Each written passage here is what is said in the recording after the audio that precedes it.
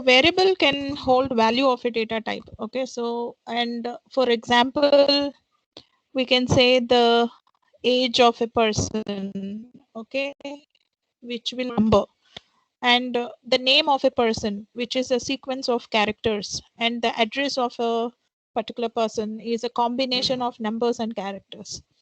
Okay, so such kind of thing is called as a data type, which can a particular type of data that we are talking about is a data type, and a variable can hold value of a data type. And what does the data type do? Okay, so the data type define the possible operations that can be performed on the values. Okay, like concatenation is there. Concatenation of two strings is possible, but on the data type, the possible operations are defined.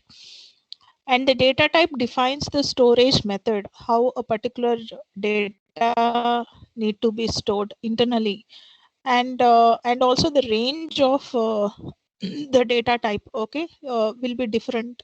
For different data types, the range will be different. So the data type defines the range of valuable values that a variable can hold. Okay, so this is a data type.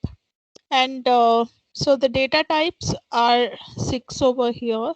So the first one is numbers and the second one is string. So numbers and strings, why I have put it in red color is because they are the basic data types, mostly used data types. So that's why I have put it in red color.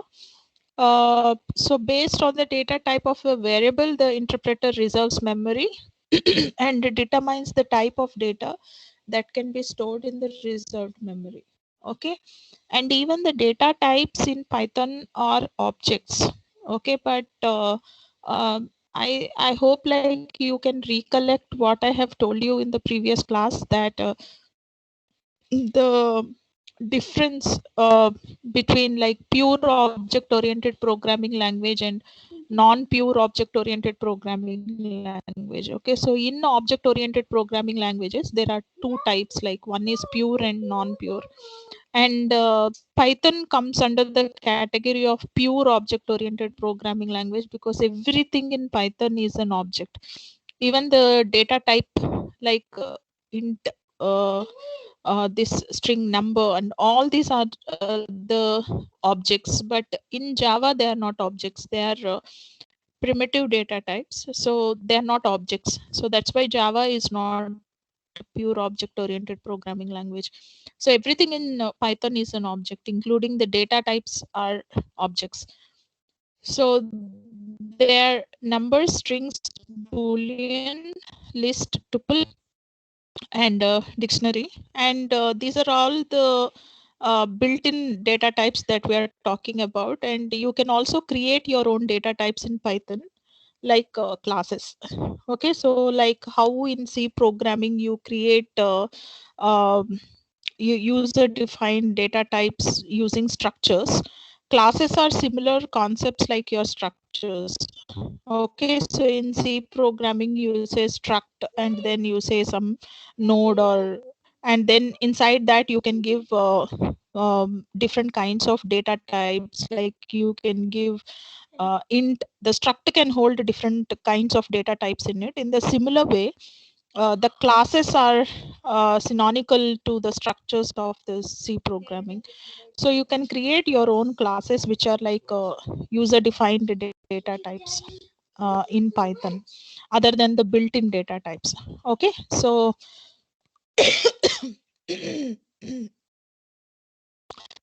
this is just a graphical hierarchical categorization of the data types. Okay, fine. So let us look into assigning or initializing values to variables. One such thing that we already have been looking from the beginning of Python, learning Python, is that this course is that Python is dynamic, wherein you don't require to give the data type. Okay, so you don't need to say int a and all like how you used to say in C programming. You can simply say is equal to 10. Okay, so here the equal to here that you see is called as an assignment operator. So the assignment operator will be having an left side and right side to it. Okay, whatever you give onto the right side of the assignment operator will be given to the left side operand. Okay, so the right side thing here is 10, and 10 is the value. Okay, so it's a literal, then A is an operand. Okay, fine. So we just look into this particular assignment. So this is how you can do the assignment over here. Okay, and this is how you can print it. Okay, so I have used a concatenation operation over here, and this concatenation works only with the string with the string. So here num is of integer type, so you have to typecast it to str, and then you can use this concatenation operator, else it will be an error. Okay, else you'll get an error.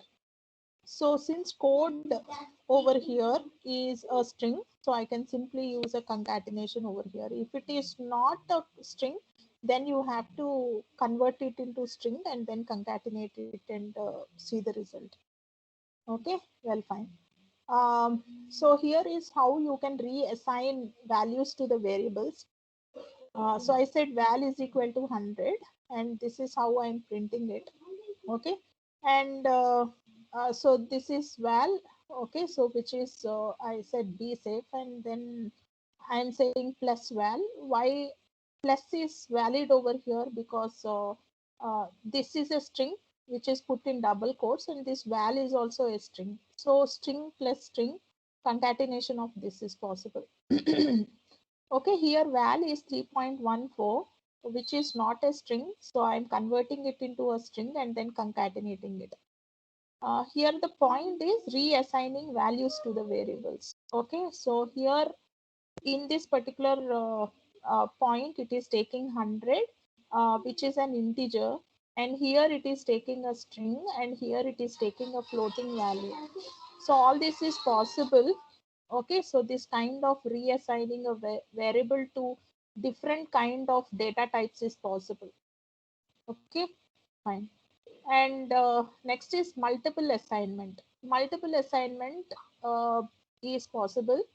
So I can simply say here the variables are A, flag, B, and C. For all these variables A, flag, B, and C, I have given a 0. So all four variables here, okay, are assigned to a value 0.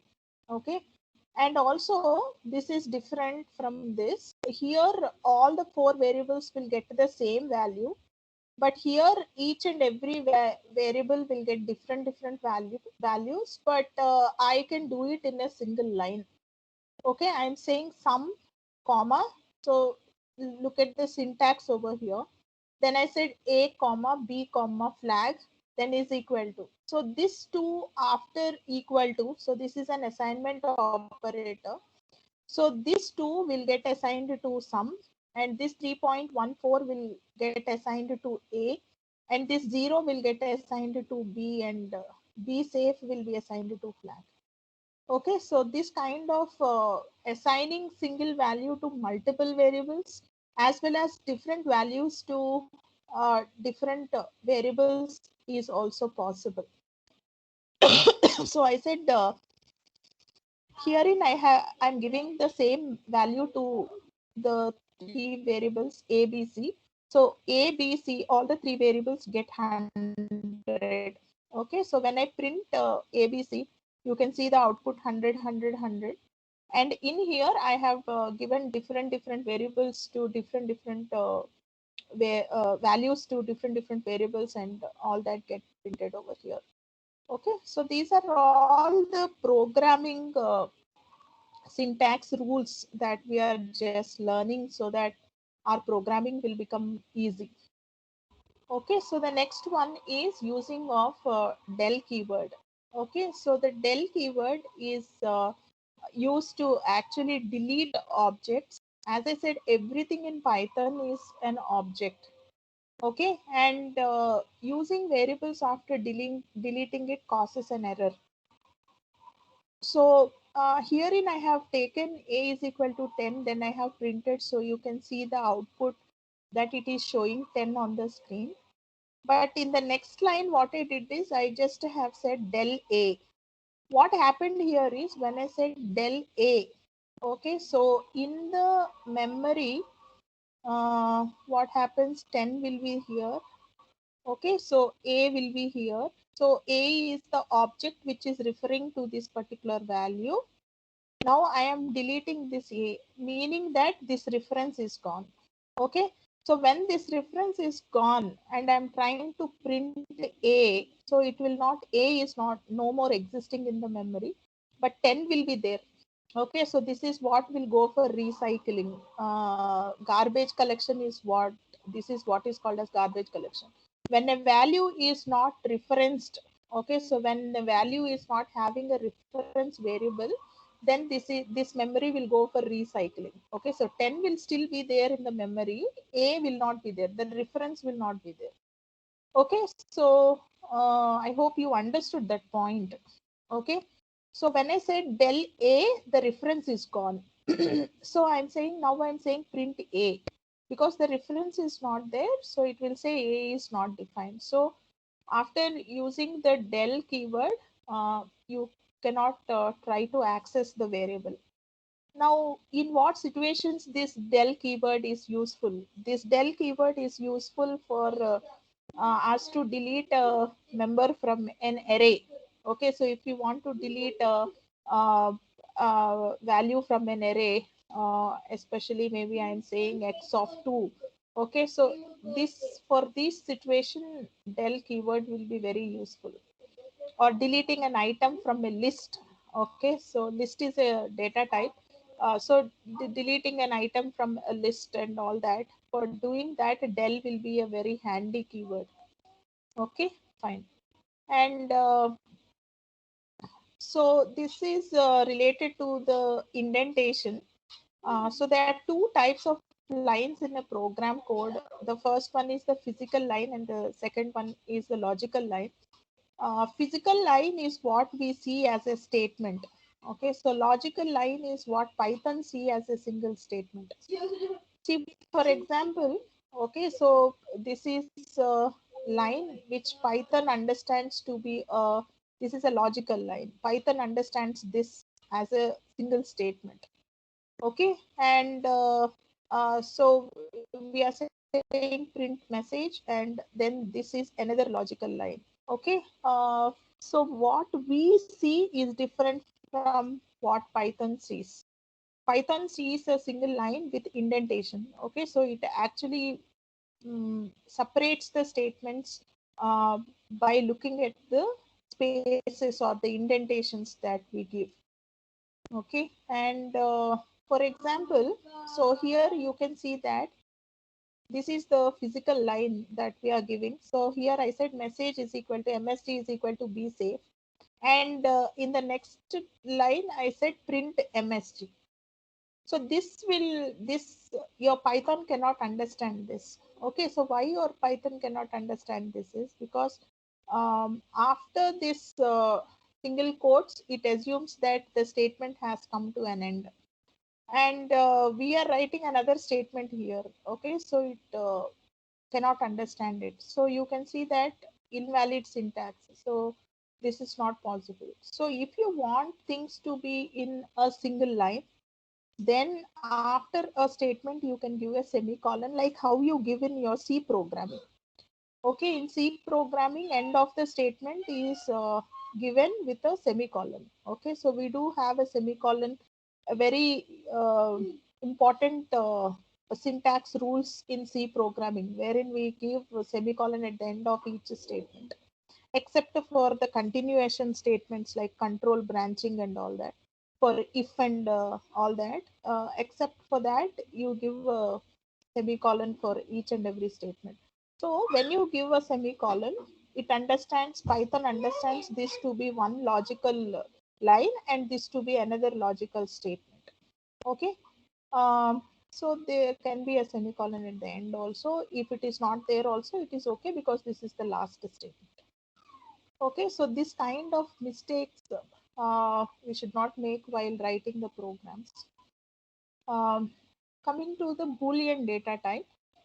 So you have not seen Boolean data type as a data type in your C programming, but in C++ and in Java, we do have this Boolean data type. Okay, so what does this Boolean data type hold? There are two values that it holds. The first one is true and the second one is false. We can use this comparison, okay, equal to get any kind of operation you can use, less than, greater than, less than, equal to, greater than, equal to, not equal to, any of the operators you can use to get a Boolean value. Okay, so A is equal to true, I said. So be careful that the first letter should be capital letter. Okay, TRUE, wherein the first letter here should be capital letter. And even for false, the first letter should be capital letter. Okay, so else it is not considered to be a literal. And so I'm saying print A, so it is giving me a true. And then 20 not equal to 20. Okay, so it is false. And then 10 less than or equal to 10, equal to is there true. Okay, so in the similar way, what we have seen here is we are using not equal to, less than or equal to, less than or equal to, not equal to, and equal to, and less than. Okay, you can also use greater than, equal to. So all that is also possible, will result in a Boolean value. Okay. Um, so here, why this is false is coming to the last statement. Why this is false is because here it is lowercase p and here it is uppercase p. Okay, so that's the reason why it is a false. So this is regarding the Boolean values. Now coming to comments, how can you give comments in the programming language? Comments are generally used for enhancing the readability of the code.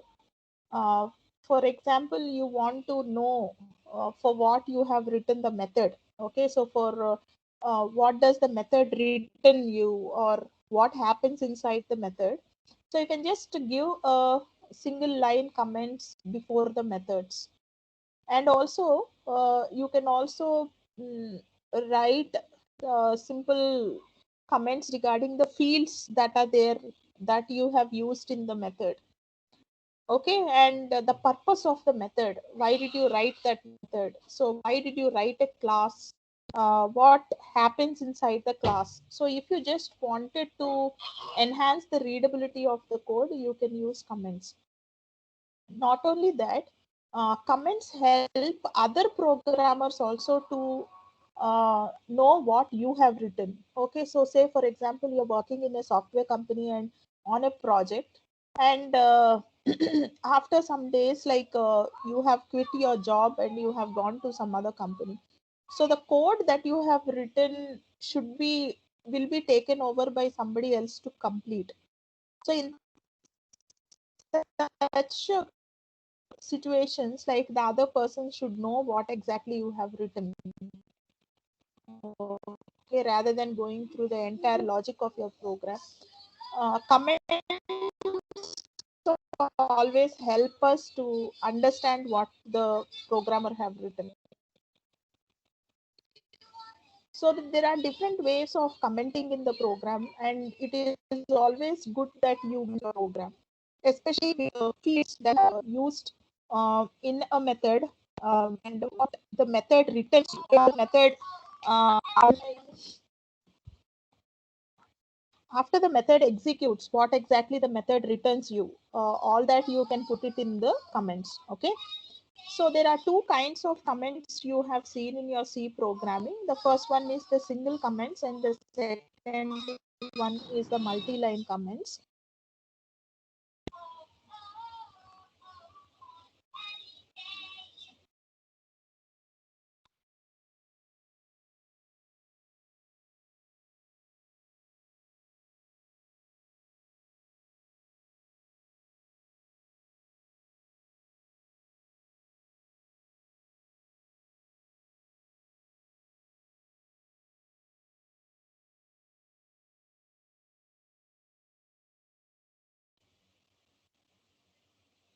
Okay, there are two kinds of comments that we have seen. The first one is the single line comment and the second one is the multi-line comment.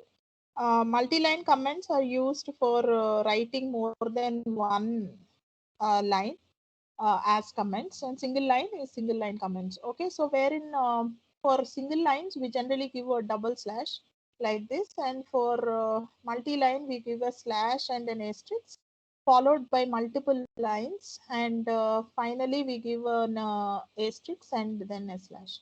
Okay, so this is the convention that we use to actually give comments in C programming, but in Python the convention is that we have to give a hash sign. Okay, so anything that we write after hash will be understood by the interpreter as comments, and those lines will not be executed. Okay, so what is the purpose of the comments is that they won't be executed, but they will enhance the readability of the code. You can also include hash in the string literal.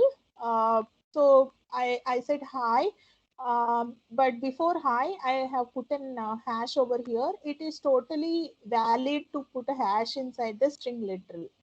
Okay, only it will consider hash to be a comment only if it is the first thing in the line. Okay, since here I am saying a is equal to, and then I started off the uh, string. Okay, so this will be part of it. It won't be considered to be as a comment.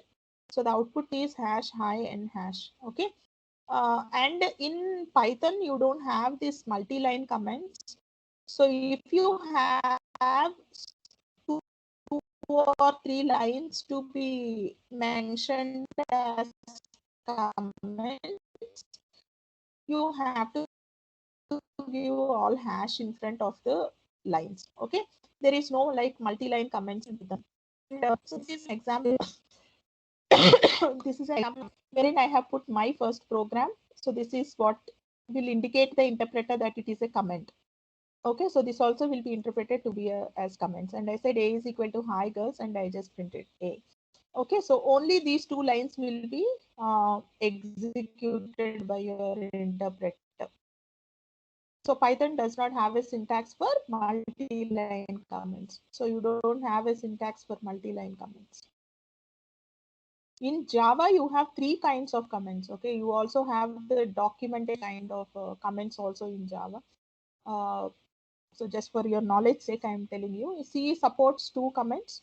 Python supports only one comment, one kind of comments. Java supports three kinds of comments. Okay, documentation comments are also there in Java. So that's a difference with the comments. And next is the reserved words. Reserved words are the keywords, which means that there are certain words which do have a predefined meaning inside your programming language. And those words you cannot use for naming your identifiers. Okay, such kind of words are called as reserved words or the keywords. So all keywords are lowercase letters only. So you just have to write them as the lowercase letters only. Okay, then only their meaning will be used in the program. Okay, so then only the meaning will be transferred into your programming logic. And remember that the keywords should be spelled exactly as they are written here. Else, I mean, the meaning will be changed because Python is case sensitive. Okay, so these are all the keywords: false, await, else, import, pass, none, break, except, in, raise, true, class, finally, is, written, and continue, for, lambda, try, as, def, from, non-local, while, asset, del, global, not, with, async, elif, if, or yield. Okay, so I have categorized them. So before showing the categorization, let's just get into this point, like where value keywords. So there are three kinds of keywords here, which are true, false, and none. Okay, so this none is similar to null in your programming. For example, if you are using dynamic memory allocation DMA in your C programming, so you use this malloc and calloc, right? So what does malloc does? Malloc actually reserves the block of memory that you specify, and it will return the address first address, right? It's a malloc is a method, so the method returns something. What does the method returns? Malloc returns the address. Okay, so address of the first block. It returns the address of the first block. So you need to catch it. So always we catch it.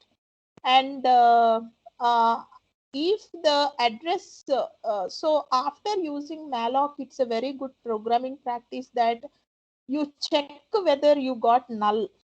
Okay, so if your malloc is returning null, it means that memory or block of memory is not allocated. If it gives the address, it means that memory is allocated. So we have got this null, which means that the memory is not allocated and all that. So there is a meaning for null in your C programming. In the similar way, Python also have got this none keyword. Okay, so Python keyword none represents no value. Okay, so none is similar to the null that I have talked about in C programming. So let us look into in what situations you get a value null. Okay, none ఎప్పుడు వస్తుంది? In what situations you receive this none as an output?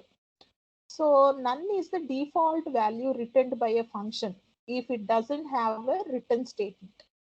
Okay, so if it is not returning anything, for example, the print statement over here, the print function over here is not returning anything to me. So here there is an outer print and there is an inner print. The inner print will execute first. So inside the inner print, I said hello world. So what will happen? Hello world is printed. So this print statement will return nothing. Okay, so since it is returning nothing, it will return null, none for me. So that's why this outer print will print none here on the screen for me, because the inner print is not returning anything to the outer print. Okay, so this is another value keywords other than the true and false, where true and false we already know they are the Boolean values which will be returned when there is a comparison or relational operation performed between two variables. So the keywords are categorized. I just have categorized them so that it will be easy for you to remember. Okay, so rather than giving it in a tabular format randomly spread across the table, so it will be easy for you to understand in such a manner. So the value keywords, so when I say value keywords, you can simply tell me false, true, and none and all that. When I say operator keywords, then you can give me that they are and, or, not, in, and is. Control flow keywords. Okay, so if, else if, like, okay, so elif and then else. Then iteration keywords. Iterations are loops, right? Okay, so the loop keywords, what are all you use in the loops?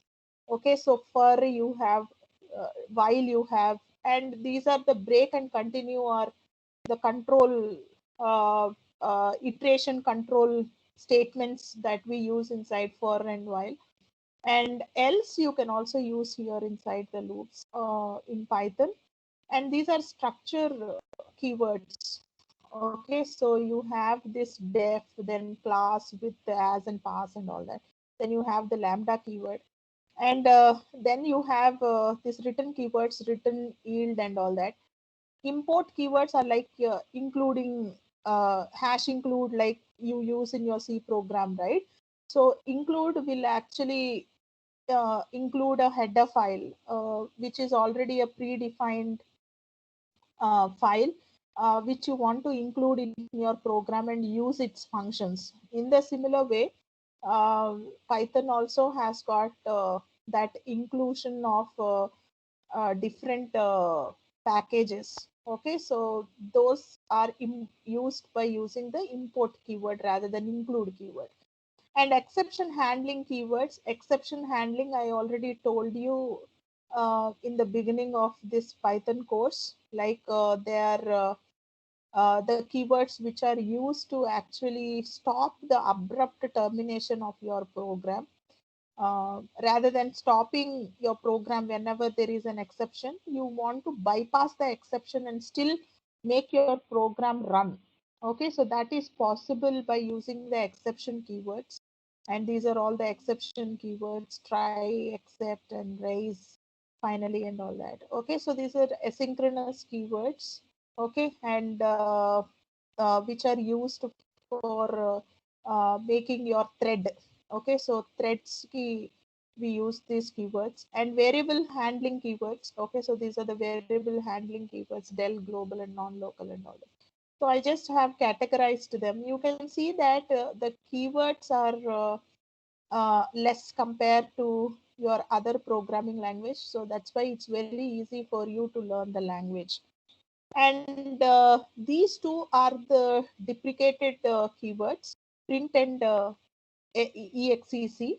Okay, so these uh, two were there as keywords in till Python 2.7.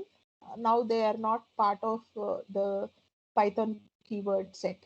Okay, and next is a very important topic, which is indentation or white spaces. Um, Indentation means white spaces. Okay, so don't get confused. Okay, and white spaces at the beginning of the line is called as indentation. Okay, what is indentation? Indentation means white spaces at the beginning of the line. Okay, say for example, I am saying a is equal to 20, and in the next line I have used so much of space over here. I have given so much of white spaces, so many white spaces, and then I said print, and I'm saying hello girls. Okay, so this will result in a syntax error for me, because it is saying, look at the error that it has shown me. It has shown me indentation error, unexpected indent. Okay, you cannot give white spaces. In Python, white spaces has got meaning. White spaces have got a meaning. You cannot simply give white space as you like. So this is very important programming rule that we need to keep in mind while writing Python. Okay, just because I have given spaces over here, I got this particular syntax error. If I just put this P below this uh, A and write print hello girls, then it would work fine. Okay, so indentation or white spaces is very important, because Python do not uses parentheses or curly or the mustache or the curly brackets, flower brackets that we tell about, that we know. Um, uh, will not use. Okay, for example, in C programming, we use this curly bracket or the flower bracket or the mustache bracket to begin a block. Okay, so but here any block, but say it's a main method block, or it's an if block, or if it's a loop or anything, you start with an open, whichever is having more than one statement in it.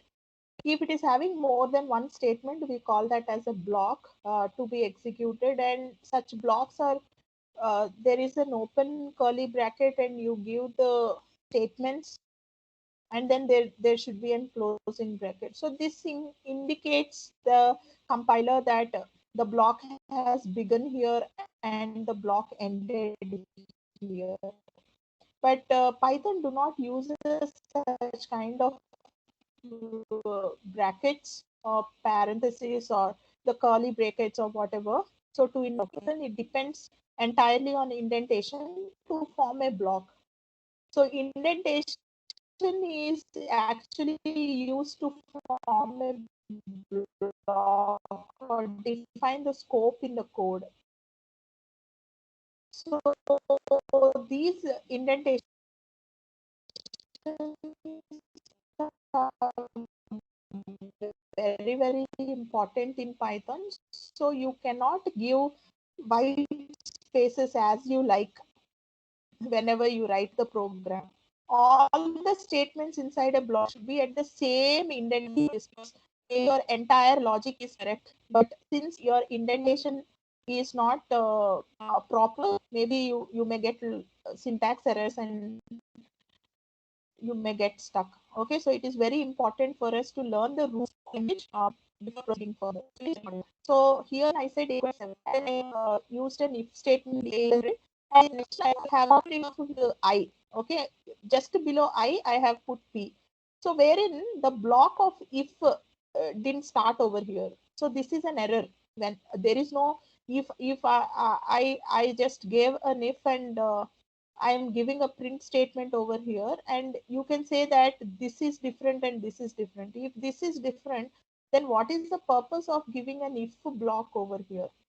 Okay, so if you have given some if, it means that it should have at least one statement in it. So so that kind of logic you need to understand. So this it will not work for you. So it will say indentation expected an indented block. So if I give some space, which will before this particular P, okay, I have given certain spaces over here. So now it will understand that this print statement is in the block of if. Okay, so this is how we write the code correctly, rather than just writing it below it. Okay, so there is no meaning. There is no meaning if you just write it below it. Okay, because there is an if, it means that there is a purpose for why you have given a if, and at least there will be one statement that will be executed after it. Okay, so this is the correct code. This is the correct way you give the block of if. Okay, so you don't need to put an open bracket or close bracket, nothing. Just give one space. It is enough. One or two or three, but one space is enough. Okay, so you have to give at least one space and then start typing. Here I have given more than one space. It's okay, even that is correct. But minimum one space is needed for us to actually define the block of if. Okay, right. So in the next class, I will continue with operators. So I hope today's class is clear. Yes, ma'am. Yes, Yes, ma'am. yes, ma'am. Yes, ma'am. Have you learned anything new, or I just have given something which you already know?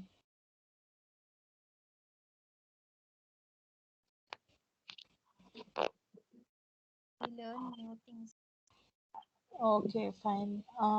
So do you want me to continue like this, or you want me to jump straight away to the second unit, like how you have told me earlier?